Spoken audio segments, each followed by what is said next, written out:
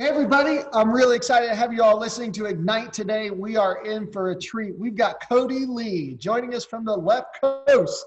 Cody's been in marketing he's learned more about marketing than most of us will ever forget. The dude's been in marketing since he was born. He's going to tell us all about his family pedigree. And I can't wait for you all to hear it. He works for a PE firm named Summit Partners, one of the best in the country. And he's got a breadth of experience, not just in healthcare, and he can talk to us about some of the things he's learning outside the industry. But I'm excited to have Cody on because he gets to see such a multitude of different businesses and share that experience. Cody, welcome to Ignite. How you doing? Hey, I'm doing great, Alex. Thanks for having me. Excited to be here. Absolutely. Absolutely. We're looking forward to learning. So Cody, first off, I forgot to show you this shirt. Might do a giveaway on LinkedIn. Check this out, bro. This goes against all trademarks, so we're not going to tell anyone. Run PPC. I love it. Isn't that cool? So yeah, my wife came up with that one, and then our team, that's the best one we've ever had. And but we might do a giveaway on LinkedIn while everyone's in quarantine. Nice. Cody, give us a little bit of background, man. How'd you get to Summit? Where have you been? What do you like? Yeah, it's been quite a journey. You know, as you mentioned, Alex, kind of been in advertising my whole life. Both my parents were entrepreneurs, and they co-founded a pharmaceutical advertising agency before I was born. And so I was born into that world. And so I like to say that branding and marketing and advertising is literally in my DNA. So I guess some people might say I've been poisoned. I like to say I've been strengthened.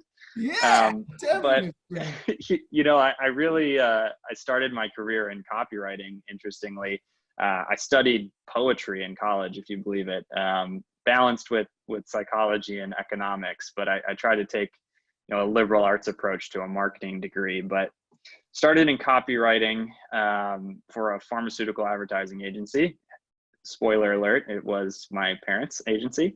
But then, went to freelance as a copywriter, worked for a number of different firms, but really got fascinated by digital.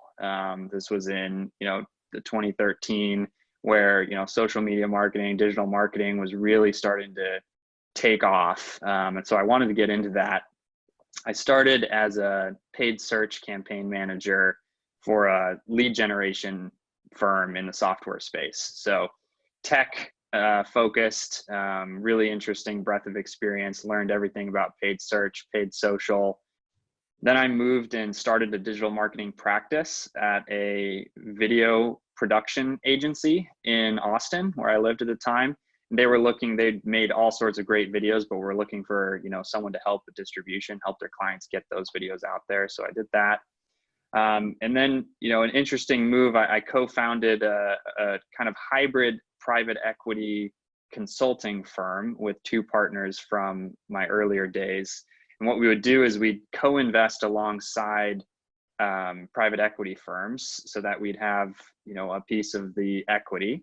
And then we would consult their marketing teams on how to grow faster, grow the business faster. And so really had kind of that alignment. And that's how I was introduced to, private equity world. Summit Partners was leading investors on 3 of our clients. And I eventually, about a year ago almost, joined full-time at Summit Partners as part of their peak performance group, or a group of, free resources for our portfolio of about 100 different companies. And so I'm helping them with all things marketing. Gotcha. Good intro. And that's interesting. I mean, you have the pedigree for the agency world and went to college for poetry, but have also run paid search and paid social campaigns. What do you like more, writing copy or running a paid search campaign? It is very rare to have somebody that has both sides of the brain capable of doing those types of things. Yeah, I the left brain, right brain, it's a fascinating, dichotomy. I love the marriage of the two, right? So the fact that, you are connecting and using persuasion and understanding humans and communicating, but why? It's in many cases to drive the business results, and that's where the analytics comes in. And so I love that quantifiable aspect of combining, the analytics with the creativity. and really, driving business results, not just for the sake of, writing pretty words, but, with commercial intent. Yeah, absolutely. I mean, the advertising, the amount of ads that we're saturated with at this point, it's really making creative that much more important. And we kind of got away from it for a while, I think. In the early 2010s with digital exploding, it was all about get the PPC ad, get the keyword stuffed in there for SEO. And we got away from copy. And now with social media ads and things like that, I think some of that is starting to come back, where we really have to understand our target market and kind of elicit some response emotionally. So incredible talent that you have. That's really neat. Let's dive into it. Okay. At Summit, talk to us about the breadth of portfolio that you guys have. What types of organizations are you typically working with? And then we're going to dive into some of the specifics around healthcare. Yeah. So, we invest in three kind of core sectors, one being technology, one being healthcare, and the other being growth products and services, kind of, business services. Within healthcare, it's a broad gamut, right? I mean, I've helped hospice and home health providers. I've helped behavioral health services. I've helped clinical data management software, preventative care services. So it's a really wide range, and within healthcare, but also just across all the different sectors, which for me is super exciting to be able to, cross-pollinate all of those industries and the different best practices and what can you learn from each. Because what I find is a lot of times, marketers are just individuals, right? You kind of specialize, you pick an industry, you stay in a lane and your whole life. And it's awesome. You develop that specialty, but there's so much magic to putting things together that rarely are, and just seeing what happens, and being creative around, I wonder if that, consumer technique would work in selling healthcare software. Let's try it, and oftentimes it does. I mean, sometimes it doesn't, but the market decides. That's one of the great things about marketing. Yep. At the end of the day, everybody loves a brand. And some of those really neat things that B2C does, the consumer and retail driven companies, they're really good at branding and advertising. And that's not something B2B or healthcare is really that good at. And so bringing some of that for you is probably really fun. What are some of the other things that you've noticed in other industries that you've been able to bring over to healthcare? And healthcare I love, but man, it can move pretty slowly. So bringing some of those, what else have you noticed? What have you brought over? I mean, it's funny, but digital marketing still in many ways is new for a lot of healthcare companies. Crazy. And especially now, right, with everything that's happening in the world, right, digital transformation is this huge innovation that healthcare is having to go through. It's growing pains, right? I mean, some of these companies, it's like, yeah, we had a 2-year digital transformation plan and we're doing it in 2 weeks. Or let's get all of our 20,000 providers to do telehealth. How does that work? So, bringing those kind of digital marketing tactics to, healthcare, which a lot of it is, process and ways to think about measurement and analytics and, what is our target cost per acquisition cost, and therefore how much can we spend to drive a lead, and applying some of those like business metrics to marketing. Because I mean, frequently you come into a healthcare company, it might have 500 people and one of them's a marketer, and it's like, it can be a real leverage point when done correctly, and that's been exciting to kind of peek under the hood and kick some rocks and be like, hey, what do we think about this? And what if we tested this and do kind of a proof of concept and then build from there, which I'm sure you're familiar with. It's fun. I love healthcare. It's really easy to look really smart as a marketer coming to healthcare organizations, and I don't claim to be the smartest in the room ever, but it's so fun because there's so much blue sky when you come into healthcare, or because you could 499 out of 500 have never done marketing. They're so reliant on provider referral that this whole thing of like, no, we need to become like a retail organ, actually go get patients without waiting for a referral or an insurance referral or anything like that. So it's so fun, like getting to teach them. And it's crazy, guys, just to timestamp this interview right now, we are in the middle of coronavirus. It is April 15th. And so Cody was just mentioning getting 20,000 providers on telehealth. That was probably a 2-year thing for a lot of behavioral health, telepsych, PCPs. Now they're having to do it in 2 weeks. It's crazy. It's crazy. And so, Cody, let's talk about rapid scalability and deployment of a campaign like that. What's the first thing when you get a request from a healthcare group? What's the first thing you say to them when they say, "Hey, we really need to deploy a huge campaign like this really quickly"? What are some of the levers you'll pull in media, et cetera? Yeah, sure. And often it's not we need to deploy a campaign quickly. Usually it's like, hey, we're doing this in the business. How can marketing help? Right. And so frequently, my entry is, hey, the business is moving to telehealth and we're going to have this new telehealth offering.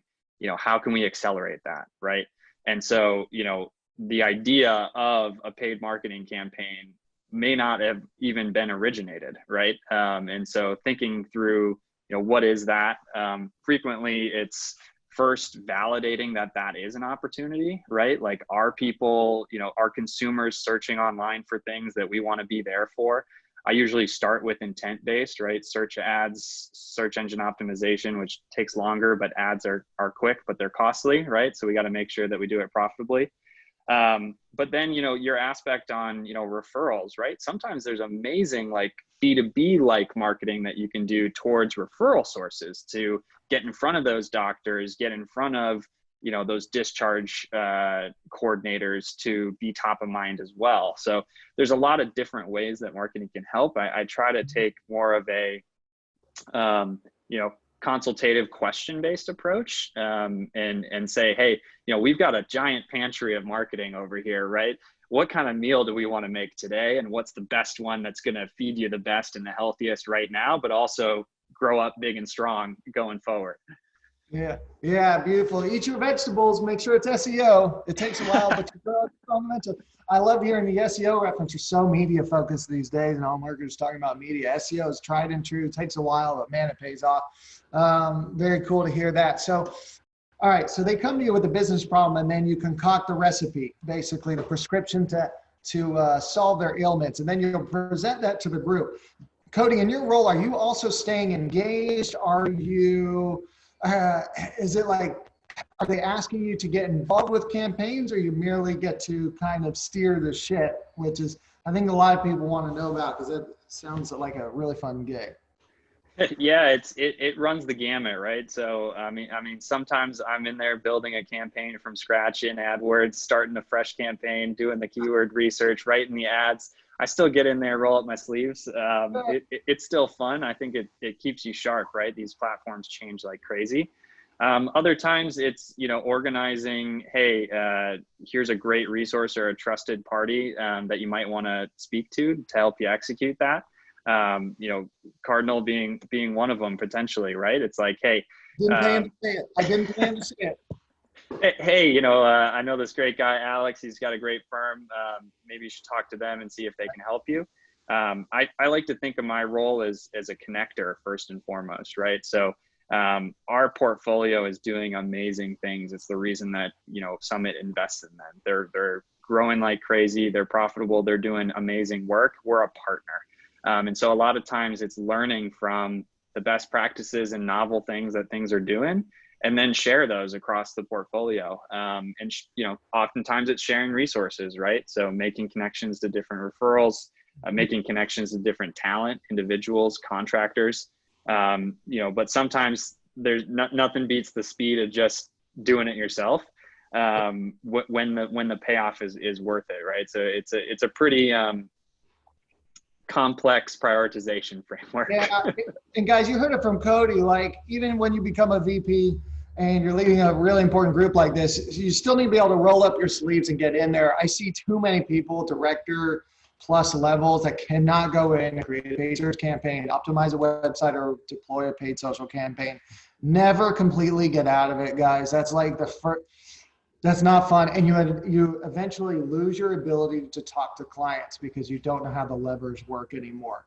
Cody, something you mentioned, that sometimes you'll provide referrals, sometimes in the education piece. You and I have spoken before. You do a lot of internal education. Not everybody's working at a PE firm. it needs to do that kind of education. But this is good for my in-house marketers to try to get the rest of the healthcare org on board and to try to educate marketers around the units. So what do you do from an internal perspective to keep everybody up to date with the best practices in marketing and the most innovative stuff?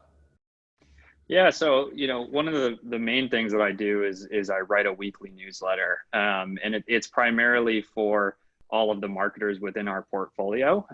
So all the marketing leaders and individuals, what are the best practices in marketing that I've seen or heard about, or I try to come up with a theme or a topic of the week and then organize resources around that. But probably half of Summit is a subscriber on that newsletter as well, and so they're reading what the latest is in marketing, what we're doing.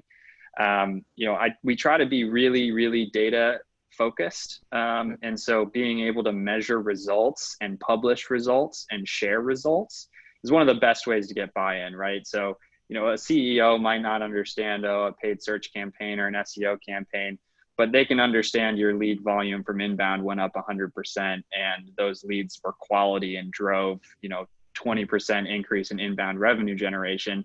That you're starting to speak their language. And so a lot of it is understanding who your audience is and translating what you're doing, which might be tactical, into strategy, but then also outcomes. We've got a lot of medical groups. You said something really interesting there of educating and showing the numbers to really get buy-in around the campaigns.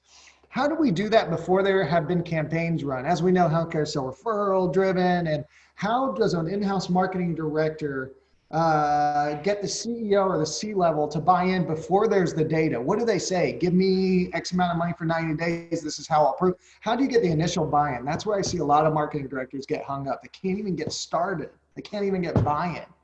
Yeah. I think the key is to think like an entrepreneur, right? And I think the best entrepreneurs are marketers, and the best marketers are entrepreneurs. I would agree. And so if speaking as an entrepreneur, Alex, I think you would, and a marketer. So if you're a marketer in-house, it's really what is the funnel for the business? Okay. And so not just, what is marketing's role in it, but, how are you reaching patients or driving new customers? What revenue is being driven by that individual? So we talk a lot about unit economics. And I like to say, what's the process from impression to new customer to repeat customer or referral, right? Or patient, right? So, some businesses are repeat patient businesses. Some patients are, one-time patient businesses, but getting a real understanding about, hey, maybe, and you might need to ask finance, right? It's like, hey, how much do we make on a new customer or a new patient? What goes into that dynamic? Are there better patients that we should be driving versus others? Are there regional differences? Are there clinical differences? And then if you map out that funnel, and sometimes you can take best guess estimates on conversions between those stages, right? So the average website visitor calls in 5% of the time. A call in turns into an appointment 50% of the time. An appointment turns into a new patient 50% of the time. A new patient brings us X amount of revenue. Then you can start doing, the math to say, hey, if we drive leads at X, I have a hypothesis that we're going to have a profitable engine. And then once you start there and it's like, oh, I get it. We're driving a new referral source or a new referral engine, and we're doing it in a way that's profitable, and you're thinking like a business owner. Mm-hmm. And now I'm asking you, you've bought my trust. Now I ask you, great, how do we do that? As soon as someone asks you, how would you do it? Or what's your recommendation? You have the buy-in. And now it's just about making the best, MVP, right? Minimum viable product or prototype of that campaign, proving it out, and then scaling it. Yeah, I love it. And so I think thinking like an entrepreneur is incredible advice. If every employee did that, you would never have a layoff. You would never have anybody let go, because that's, at the end of the day, that's what the executives want to see, is people that understand the business problem at hand. I think oftentimes marketers get so in the weeds on tactics that we forget that we're actually trying to solve a business problem of driving growth for the business. So guys, you heard it here from Cody. You really need to start by understanding the unit economics of your business. How much is a customer worth? What are the best customers to go get? Understand the regions, the demographics you're going after, and then start to backtrack into what is a lead worth? How many do we need to close? And what would the ROI be per lead? And you come up with a hypothesis, like you mentioned, and then you'll get some buy-in on a test amount of money, and then you can deploy it and see if you were right. And you mentioned every good marketer should be an entrepreneur. Every entrepreneur needs to think like that as well. I think entrepreneurs often get hung up in the lifestyle business phase where it makes a bunch of money and they don't jump into a growth phase. And that's because they don't understand what the growth engine is. And it's a very nervous investment to go sink 10K a month or whatever it is into some kind of marketing because they don't understand what the unit economics and cost per lead and value per lead is. Cody, great insight. So what do you love most about marketing? Like Cody, where do you see things going here over the next few years? We haven't been able to go to conferences because we've got coronavirus. We're learning online from each other. What do you see the big trends coming are going to be? What should we be paying attention to? Yeah, well, I mean, the biggest change is disruption, right? And change. It's going to be a trend that's here right now, real quick, but it's going to be constant. And it's one of the things that I love about marketing. It's never the same. I like to say that, it's a blessing and a curse, but I constantly feel inadequate because I don't know everything there is to marketing and no one does. And that's one thing that's just beautiful about it. And learning from each other in forums like this, podcasts, thought leaders, following different blogs and subscriptions are great ideas. I always say it's super helpful to do. And then one of the best ways to learn is to teach. So trying to write, trying to, put a newsletter down for me was a goal for 2020 because it forces me every week to do my reading, distill my thoughts, and try to share those with the world, right? It's a beautiful thing. I think what's really interesting right now is that new behaviors are being developed, right? It's like habits form in 2 weeks and with repetition, and people have been quarantined. I mean, I'm in San Francisco. This is week 5 of quarantine. There are new habits being formed in my life and in consumers' lives all over the place. And so what are those new behaviors that are going to be going forward? What are those new ways that we might be, more opportunistic around, right? So telehealth is being adopted rapidly right now. And for years, it was always an option, but was never really being adopted. But now you have this rapid adoption. My wife used it over the weekend. It was phenomenal. It was like 5 minutes on the video, into CVS, got your prescription and you're back. That's a new behavior that's probably going to be here to stay in healthcare. Mm-hmm. It's going to stick in it. And it's good that this whole thing the only good thing about the virus is it kind of expedited this. And you and I have known this for a while, but working remotely a couple of days a week is hella good for productivity. The rest of the world figured that out as well. It's wonderful how quickly marketing changes. I will agree with you. I always feel like the dumbest one in the room. Marketing's always changing so quickly. And I love it because it's job security. We're not accountants where it's the same shit. Everybody's going to bring us in and there's always something new to teach and learn. And like, you can't get rid of the marketing team that you have because your SEO, the algorithms are going to change. Your Facebook ads are no longer going to have reach at some point. So long as you're driving results, Alex.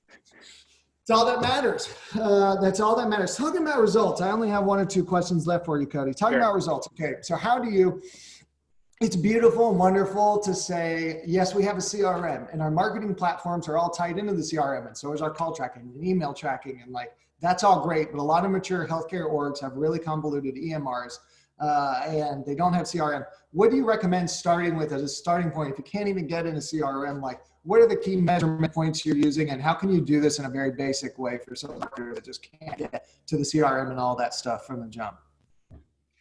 Yeah, it's a hard problem, right? And seeking perfection on instrumentation or analytics is in many ways a fool's errand sometimes, and you end up wasting more time. So there's a real balance that you need to strike.